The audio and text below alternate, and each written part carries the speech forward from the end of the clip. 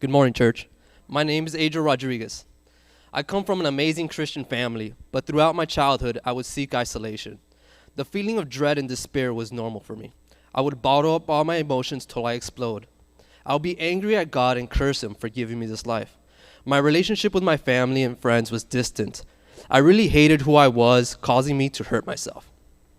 At a young age, I would navigate the internet finding porn and violence, which is to send me deeper into despair, and suicide would be a regular thought in my mind. I joined the Navy out of high school. I went in as a corpsman. I went to an infantry unit where I was surrounded by broken men just like me. Drinking, violence, sex, and drug was a normal thing. Everyone had their own vices to make them forget about their troubles and pain.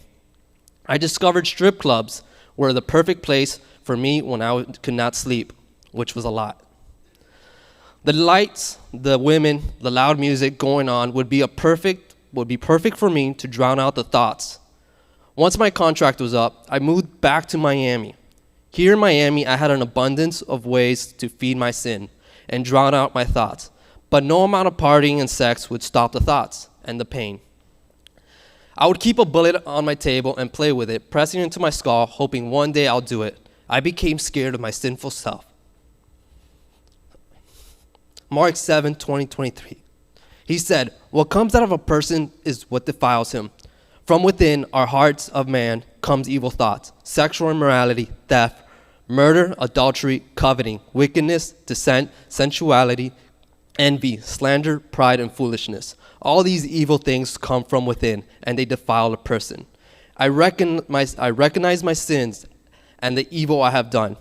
I saw two options: end it or believe that God can transform me. I started to seek churches. It wasn't until later, when I came to grace, that they forced my hands. They didn't allow me to walk alone.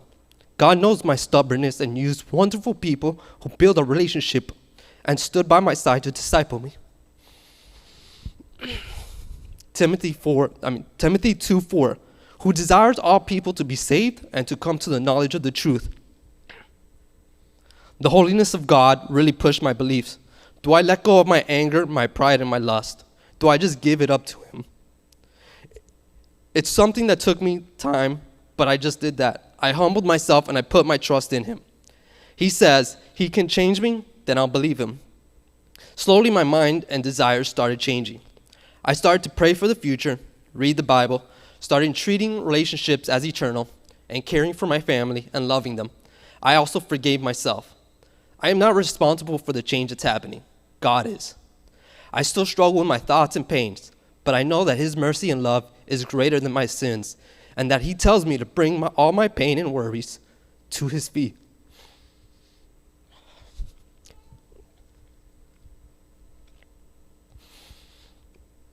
He transformed this sinner, and I'm excited to see the work He has for me. He's